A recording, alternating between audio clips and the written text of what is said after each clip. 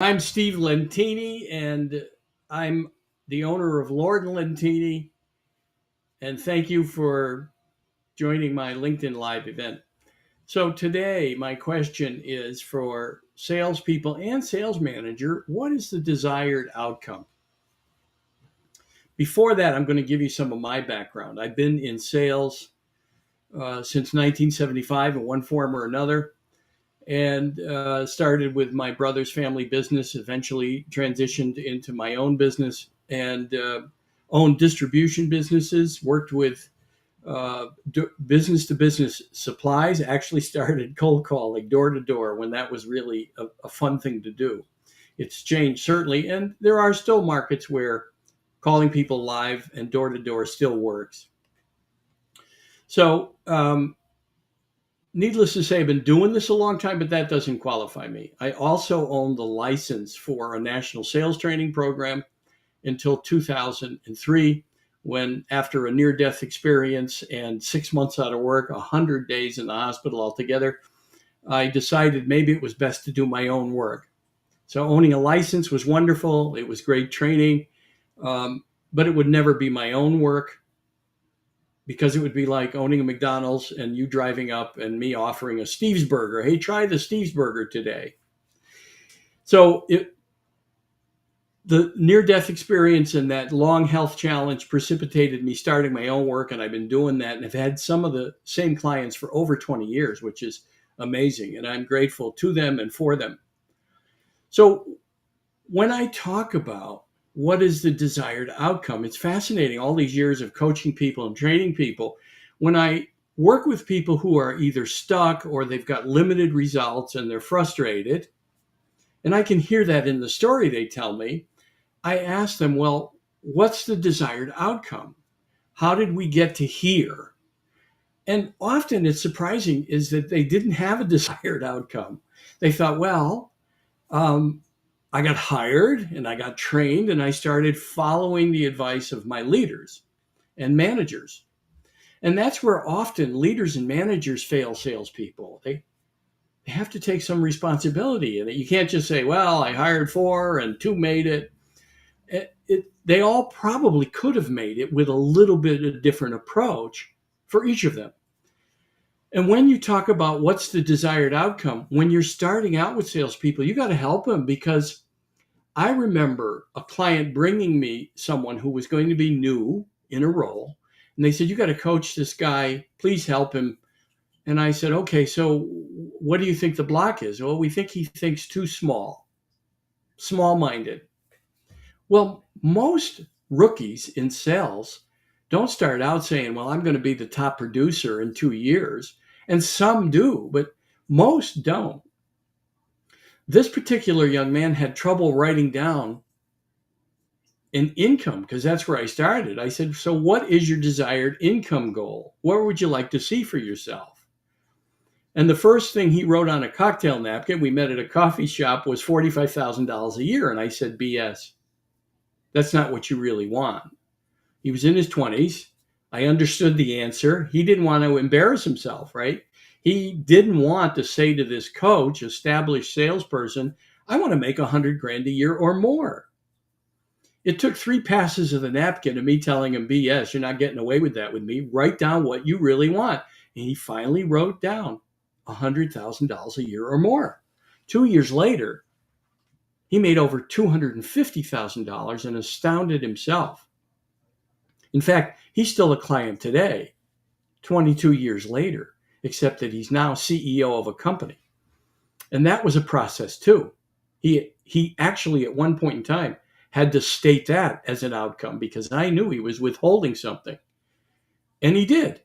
He declared it to me, and it took about 6 years and a few false starts, which I call training, and he became a CEO of a company and still is today. So the desired outcome, if you're a manager, you want to talk to people about thinking big, calling high enough. But first, what's the story your customer book tells? Every company I go into, and I'm surprised how many are stunned to hear, well, what's the story your customer book tells? What do you mean, Steve?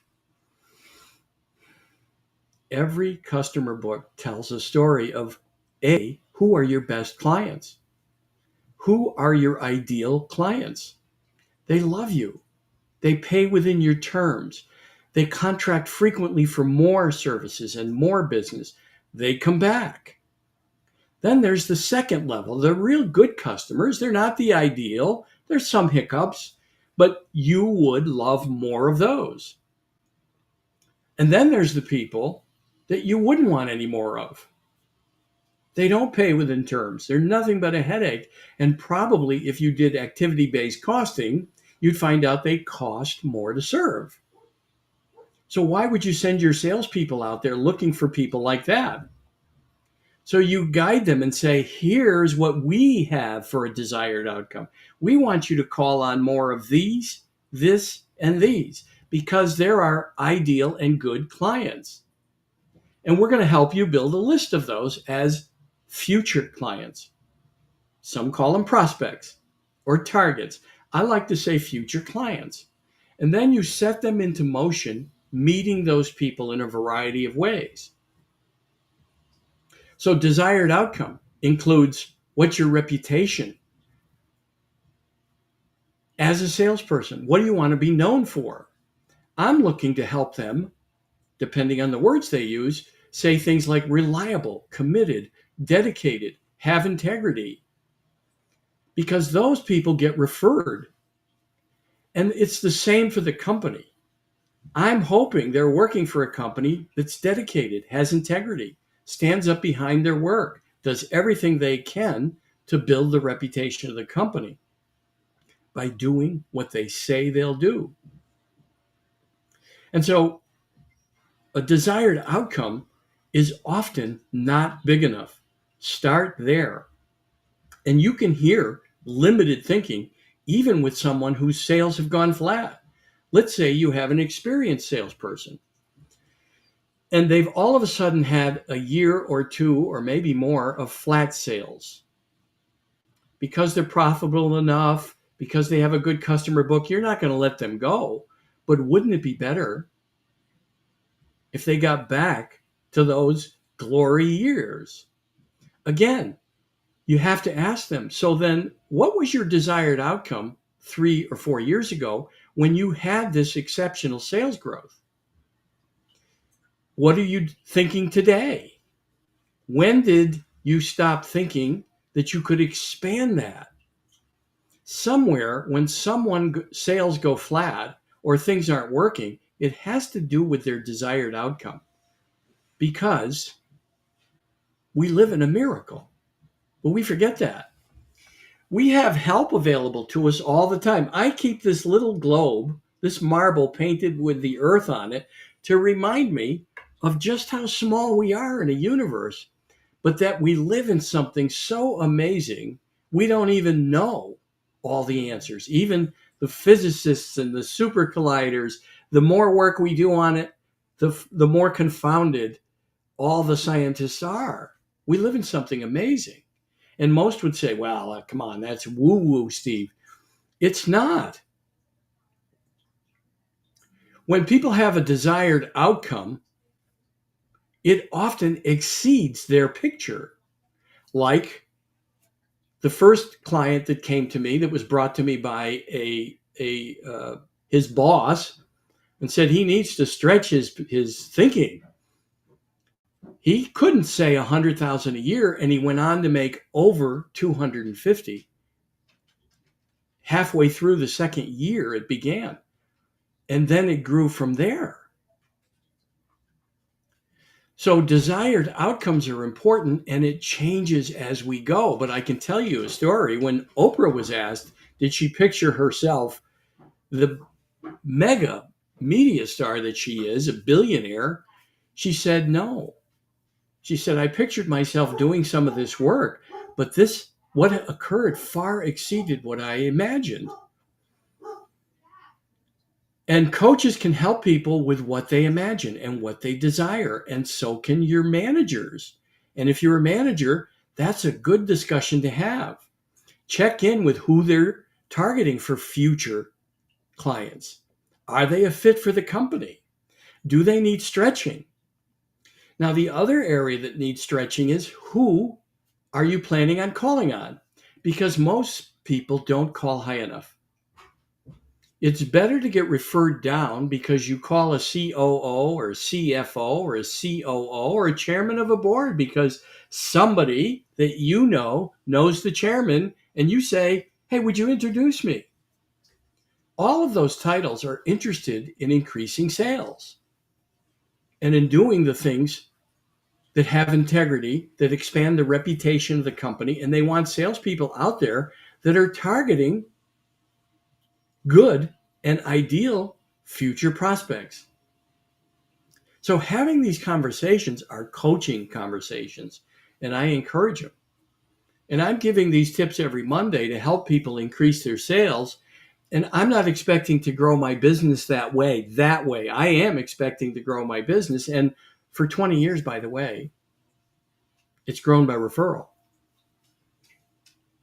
It's grown 100% by referral.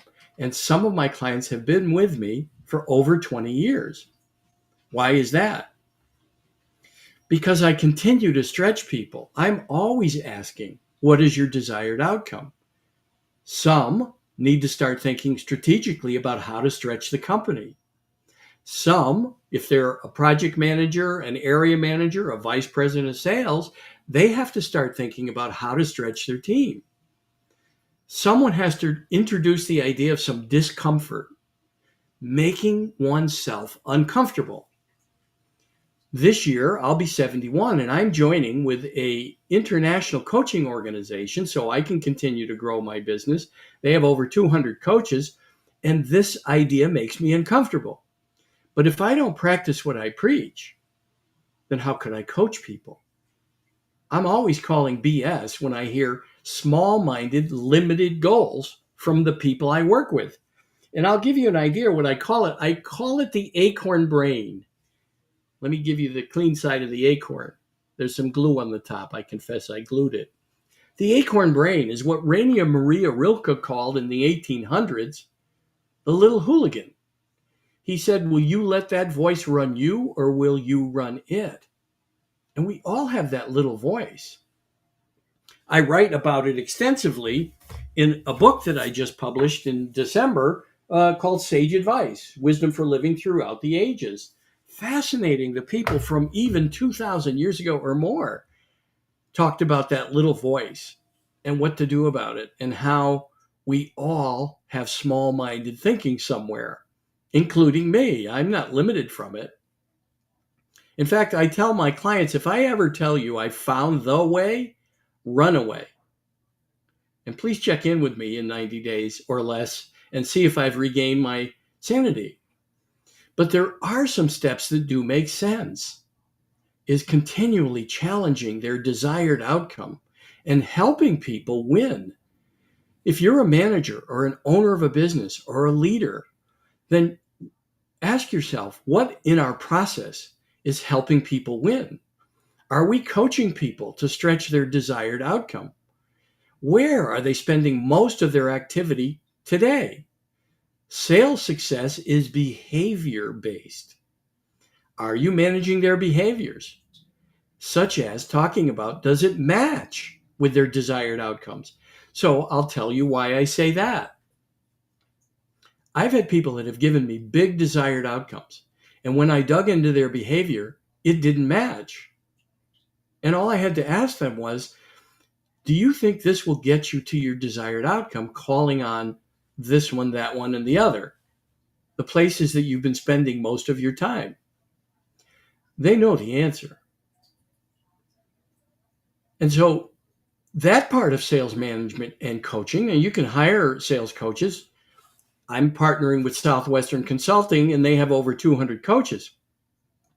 But there are other organizations that will provide coaching, and it should begin with a process of stretching people. Desired outcomes. Like, do they have a vision board? If you look over my shoulder, I have a vision board.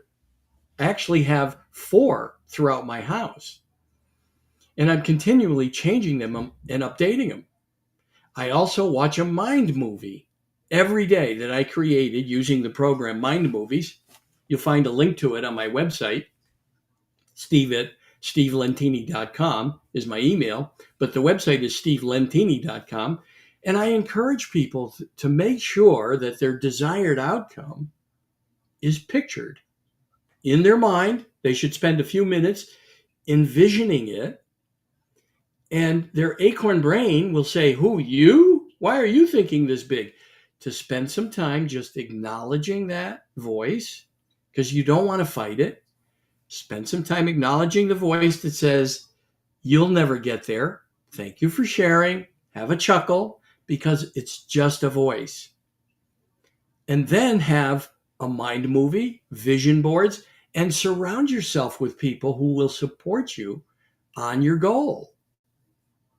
And that means management has a task as well. Do you have a vision board? Are you spending any time picturing this? It's called visualization. Listening to for the words they use to describe what's going on in their lives. That's called ontological coaching. People's words describe their outcomes.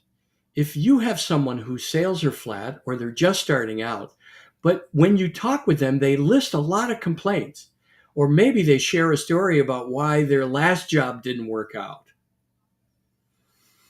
Or they have a lot of words that include they. They did this and they did that. Or maybe they have names. My last boss, Joe, man, was he a pain in the neck. He didn't help me at all. Those complaints are typical of what I call confirmation bias. The story we tell ourselves get in the way of our desired outcomes. Fascinating how many people who I've spoken to and worked with that have finally got to a large desired outcome, and then when things weren't working, they had a reason why. They had a story. And then confirmation bias prevented them from new advice. So confirmation bias means they were gathering evidence to prove they were true. Most salespeople think that they could run the company better. It's fascinating. They don't accept their own leadership because in their head, that little acorn brain is telling them you could do a lot better job than the company, and they stay stuck in the story about the company not working. It's never the support team, the sales engineers, the delivery people, whatever it is, the warehouse, depending on your industry. It's never them. It's you. It's you believing the story instead of working with customers and having a dialogue about, yeah, we do make mistakes sometimes. How'd we work it out for you? Did we support you? Because if the answer is yes, well, then the client will say, yeah, I know. You guys are always there for me. Okay, I'm sorry for this mistake, and you know I'm going to make sure we make it right. That's your job. It's not to join in with the complaints. I worked with salespeople on the road who, when they were confronted with a mistake, they'd say, yeah, my customer service person blew that. Oh, the driver did that again? Oh my God, these guys. Very, very big mistake. And I would correct them when we got in the car. In fact, sometimes I stepped on their lines. I would say, well, people make mistakes, but haven't we always fixed it? I wanted to find out, because if it was a client I was working for, they wouldn't want that outcome if the customer said, no, you guys have left me burned 3 or 4 times and I don't trust you anymore. So that was a place for me to coach and change a desired outcome. That was not a desired outcome. So then the questions to ask salespeople, and or if you're going to work with coaches or a training organization, do they work on stretching people's desired outcomes? How do they do it? What do the conversations look like? What are the questions they ask? What's the process to support that? I just gave you a few, making sure that people have a vision board, a visualization process, and a coaching process that includes, who have you called on the last 3 weeks? Who have you called on the last 2 months? Depending on whether they're flat or they're new people. Who have you called on the last year or so? Who did you call on when it was working? and a process that includes people finding the fit, what I call helping people buy. It's in my book, Helping People Buy. You want to teach salespeople what they can say yes to and what they wouldn't be able to say yes to, because that begins a dialogue to have healthy customers. So if your desired outcome is more customers that are ideal for your company and that are good for your company, start with the customer book and model more of those clients that are ideal and good and make them your targets as future prospects. And then with desired outcomes, there needs to be behavior fit that matches the desired outcome. Make sure that people's behavior are in line with their desired outcome. And then what are they doing to build trust and to build what I call the reputation of the company? Are they doing some LinkedIn Live work? Are they posting articles or writing a blog about how to buy what you sell, what to look for, what pitfalls to avoid, and what some other people might be doing in the industry? But you wouldn't name competitors, but you would name some of the behaviors and give them as tips to your future prospects as what to avoid when they're looking for a service or a product or a software like yours. Now, I've predominantly worked with family owned businesses. I've also done work with medical device companies, publicly owned. In fact, it's still one of my major clients today. Software as a service, construction services. And you say, well, that's kind of diverse. You're not specializing. Well, the behaviors that I talk about can be applied to any industry. But I also include self-awareness training in my work because the people that have the biggest problem with stretching their own goals and then the behavior doesn't match their goals is that their self-awareness is out of whack. They're more focused on their own goals than they are on their customers' goals. So a desired outcome is also learning how to match well, learning how to match communication with all the different types of personalities they are. That's called psychometric assessments. I happen to use DISC, Wiley Everything DISC. And it teaches salespeople, number one, and leaders, by the way, their own predominant characteristic. Typically, we have all four on the DISC, although the DISC subsets include 12 different behaviors. But if people can determine who their future prospect is out of the four predominant characteristics on the DISC, they can learn to communicate better and close more sales. I once worked with a guy that was really successful in a particular company. At a time when everybody was reaching to sell $1 million or $1.5 million a year, he was selling $2 million or more. And when I went out to work with him, I realized he could have been $4 million a year because he irritated people. And so he shut off 50% of his potential because they dismissed him. They didn't want him around. So he worked very hard. He made a lot of calls. He worked much harder than he had he not upset half of the people he met with. And then he had a very limited vision, and this is part of a desired outcome, is that he would say, what are you paying for everything? I'll beat it by $1. That was his sales pitch. Two things that did. When people found that he didn't save them on every item, they threw him out. And or if he did initially, if later on he raised prices, or for whatever reason someone else walked in and said the same thing he did, what are you paying? I'll beat it by $1. He lost the customer. He never established a relationship. So when you looked at his customer book, he had a lot of turnover. He was working 60 to 70 hours a week when he probably could have worked 30 or 40 comfortably and done the paperwork and everything required and grew his business because he didn't turn off half his people had he learned about self-awareness, and he learned how to have a dialogue about whether or not people were even interested in having a new supplier. So desired outcomes includes developing a customer base that's loyal, that will stay long term. I don't have any contracts in my business, and I've had people for over 20 years and most over 10 years. Only a few new ones are 4 or 5 years. That's because, and with no contracts, people renew because I'm around long enough to see the result. And so I know that the program works, but there are other programs in coaching in an infinite universe. There are so many options and possibilities. I just want to help you pick the right one.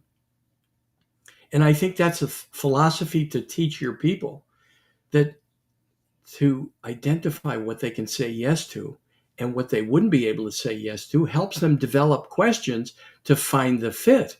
That's a desired outcome.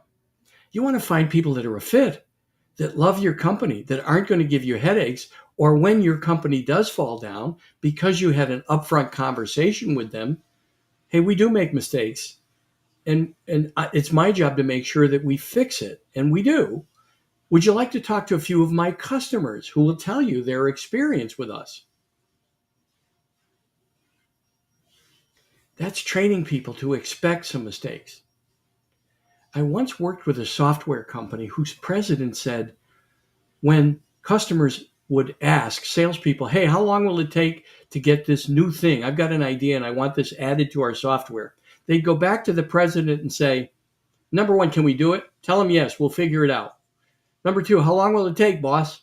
What do they want? 6 weeks. Tell them yes. My God. There was a lot of upset customers because, first of all, they had to learn to do what they were promising, and there were many pitfalls.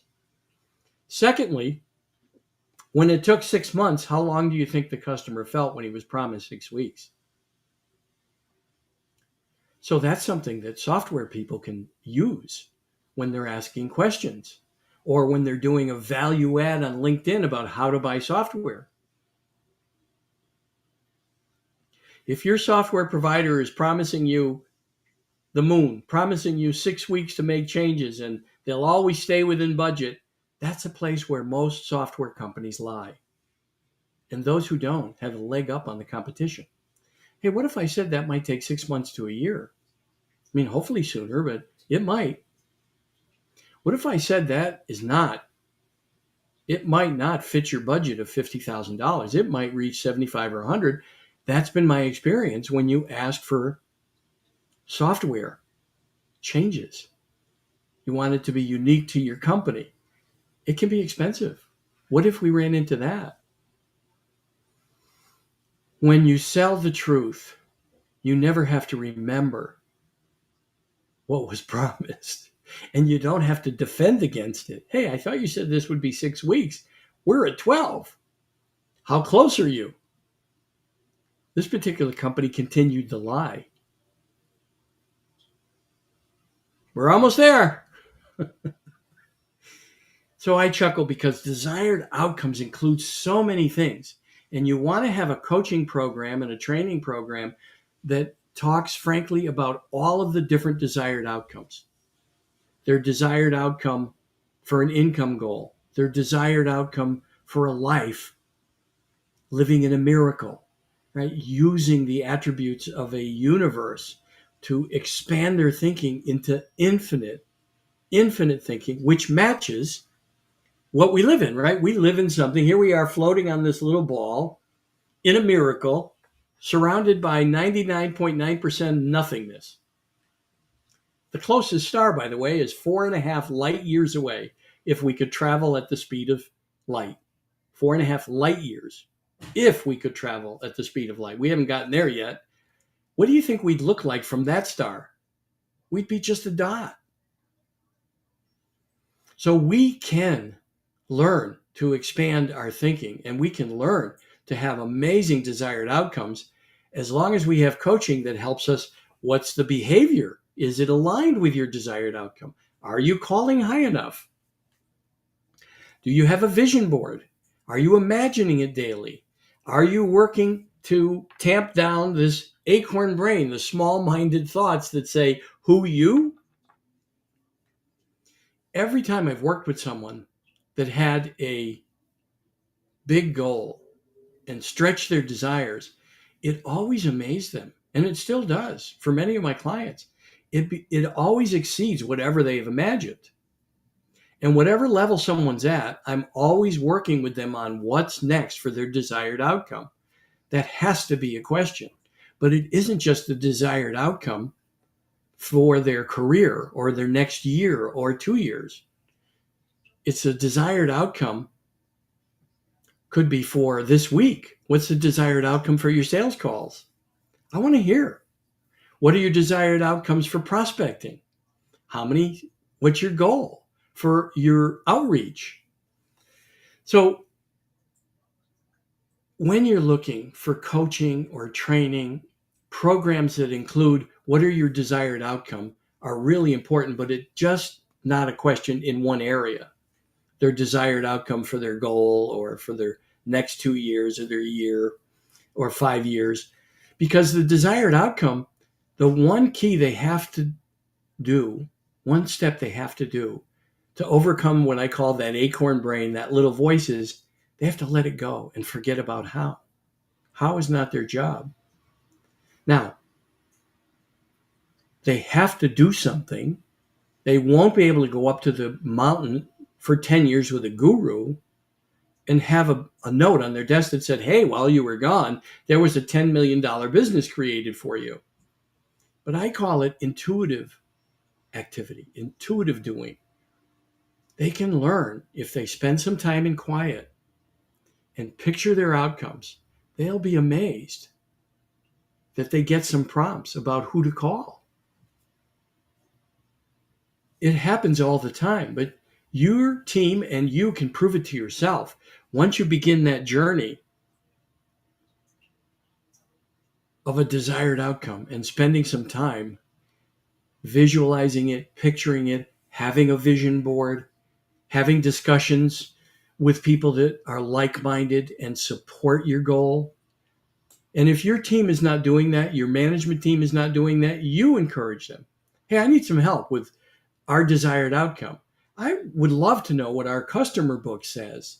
Who are our ideal clients? Who are ideal and good clients? So I can go after more of those.